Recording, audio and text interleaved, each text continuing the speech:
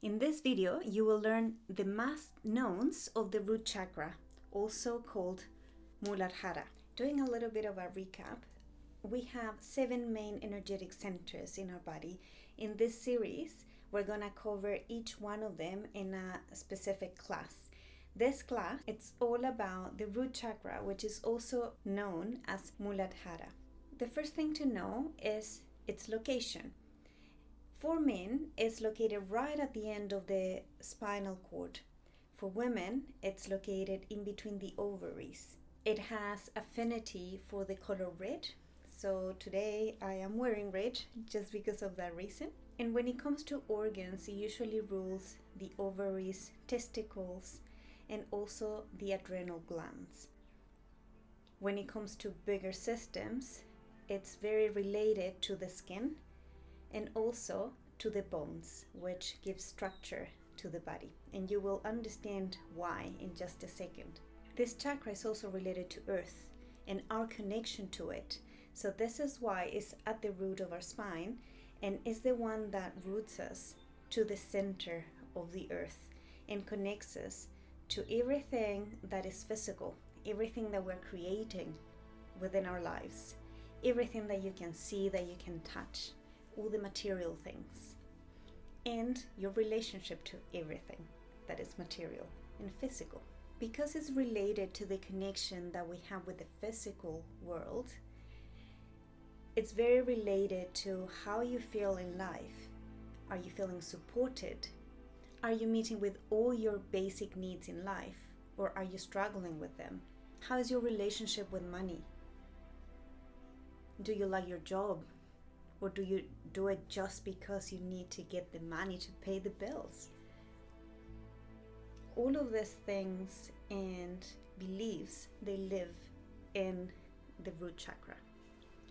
Root chakra also rules your body, as I said before, your skin, your roof, the food that you eat, and how you're nourishing your body.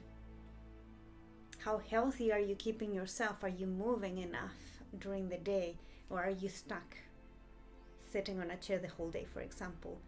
Are you connecting with nature and animals? All these things and all these questions come in play when we're talking about the root chakra and if it's healthy or unhealthy. So I have here a little chart of how does it look in life when the chakra is in balance, not imbalanced. And how does it look like when it's imbalanced? So when your root chakra is in balance, first of all, you're going to be nourishing your body in a way that is healthy for you. You're throwing McDonald's away and you're eating healthy. That's usually fruit, vegetables, anything that it's in tune with your body. Sometimes we also have food allergies, and in that case, are you eating allergens or are you eating things that you know that your body takes on much better and easier? You know your body, you are in tune with your body, and you know what is the food that nourish your body rather than malnourish your body. So if your root chakra is healthy and in balance, you're going to be eating food that is nourishing your body. The second thing is activity. When you have healthy activities and practices, are you connecting with your body in movement? Are you dancing? Are you going for walks in nature? Are you playing some type of sport? Are you immersing yourself in nature and connecting with the water, with the trees, with anything that might bring you that touch to your skin? That means as well that you have a balanced root chakra.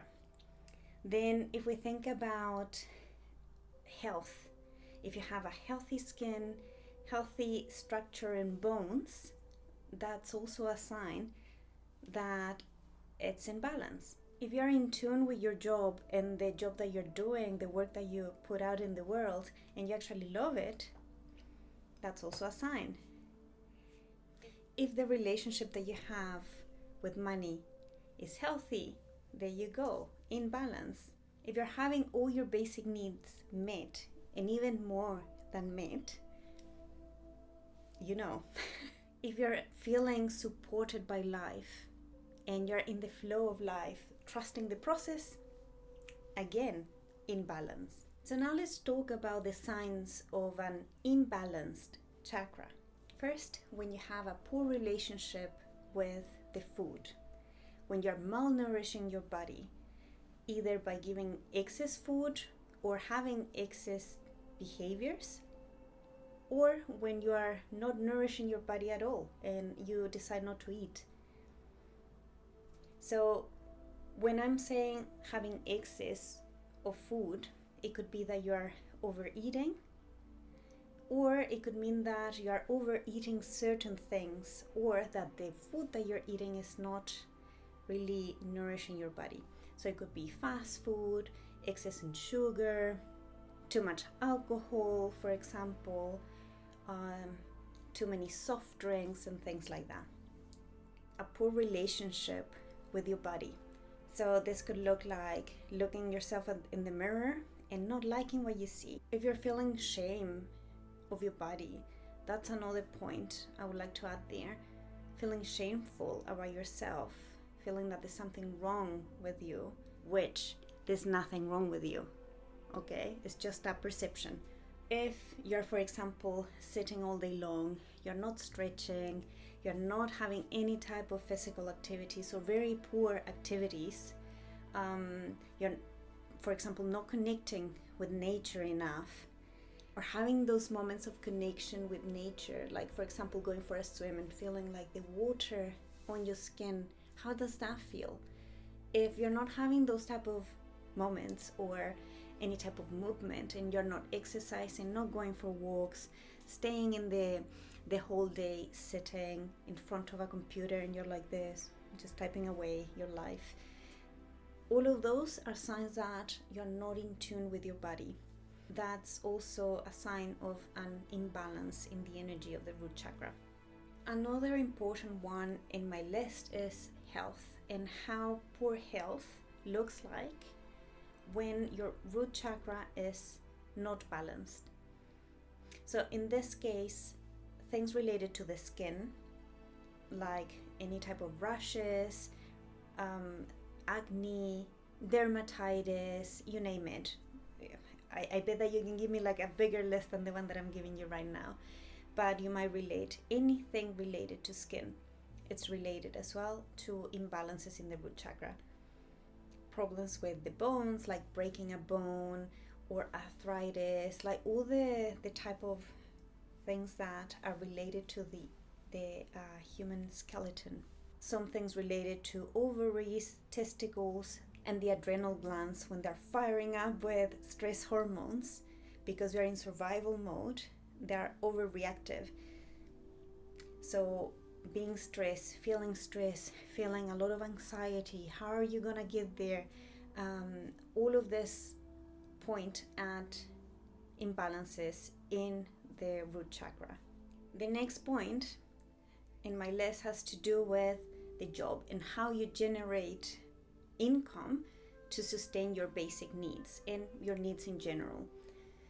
So if you're in a job that you hate, that you really don't like, that you do just because you have to bring the money in to pay the bills, or if you're not able to keep a job or even get a job, those are signs as well that your root chakra is not balanced. If you're also living in survival mode and you're living paycheck to paycheck to paycheck, and sometimes you're struggling with the relationship that you have with money, thinking that there's always lack and that you're just scratching your way through the month to get to the end of it and bring all that financial gain just to pay it back again into different bills that you have accumulated, that's also another sign. Another type of extreme example would be not having your needs met, getting evicted, not being able to pay for your basic needs, being in a street situation, not having any food to eat, not because you don't want to eat or the relationship that you have with nourishment, as I was saying before, but just because you cannot afford it, or the fact that all the food that you are buying, you're giving to your children, for example. All of this means that your root chakra is imbalanced as well. Living in survival mode means that you're living in fear, that you're living in lack, that you feel unsupported by life, and that everything that happens to you, it happens to you. Instead of you taking part from an empowered perspective, saying like, okay, this is happening, what can I do to get myself out of this situation? What else could I do, right? Because you're not living a life that you're thriving in, you're just in survival mode. So you're doing just to get by instead of thriving, right? And creating that in your life. But now, my lovelies, how do we balance the root chakra? And there are several ways of doing this. There are some that you might need some assistance of experts, or there might be some that you can do by yourself. So first of all, we've been talking a lot about nourishment. So changing your diet or trying to eat healthier, it will help you to balance the root chakra. Going out for exercise activities, even better if they're connected to nature instead of inside of a building or a gym or anything like that. If you're able to go for a run in nature, please do. Your root chakra is gonna thank you for that. If you're into yoga, there's also some ways that you can incorporate certain asanas into your daily practice to help you balance the root chakra. My favorite asanas in this case is the malasana, which also helps with digestion, and sometimes I use it for that. The tree pose, and also uttasana. If you don't know which ones are they, I recommend you to have a quick Google search and get to know them a little bit more, and make sure that when you're practicing them, that you're practicing them in a healthy way, because sometimes you might position yourself or push yourself too much in certain ways, and that could cause other type of problems or challenges. So make sure that any type of activity you're doing in a safe way. Also, anything to do with the color red, to try to bring more red into your life. You can do so by wearing the color, as I'm doing today, by eating food that has the red color, also by visualizing that you're bringing the color red towards your aura, to your auric field, in the sense that it's not like a muddy type of red. If you're visualizing and you're good at visualization activities, just try to picture a red that is bright, clean, like the one that you see on a rainbow, that type of red. And you can just close your eyes, take a deep breath, and out, just let it all go, and then just visualize this color just coming from the sky, and just try to harmonize yourself with it. And if you can bring even like a little ball of light of this concentrated red color, rainbow red, to your root chakra, try to feel it while it's going down to your root chakra, and just stay there for a few minutes. And another very important way is doing rooting exercises. Not rooting, grounding. God, the English.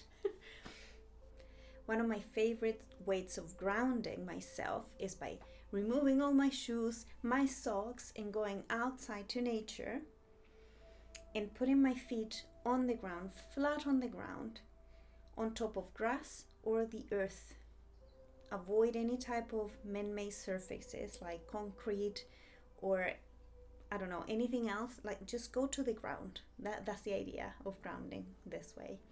And another way is that you picture your feet flat on the ground, no high heels or anything, ladies, feet flat on the ground, and you close your eyes, breathe in, breathe out, let it all out again, and picture roots coming out of your feet and connecting to earth.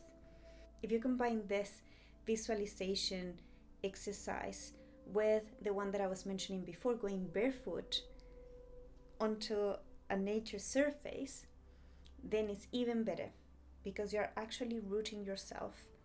You're feeling the grass, you're feeling the earth on your feet, and you're also asking yourself to ground yourself through it straight away. So it's very, very powerful way to do it. And well, through the whole list, I've been mentioning nature here, nature there, nature there. So of course, going out to nature, going on nature walks, taking in silence, and doing a walk in silence through nature, hearing the birds, the water, the breeze on the trees, anything that really connects you to nature in whatever form. You can go to a forest, you can go to the snow, you can go to, I don't know, like the beach, wherever you like to go. Just go out to nature.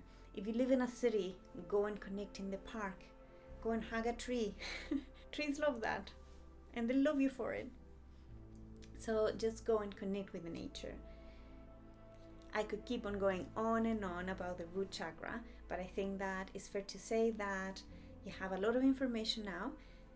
So go and balance your root chakra, and let me know in the comments how you feel afterwards. If you're new to my channel, make sure to hit the subscribe button below. And also, I have left a beautiful gift for you in the description box below, where I will also be leaving all the links to the series on the chakras. A beautiful day, afternoon, or evening, whatever you are in the world. Sending you love and light your way. See you next time.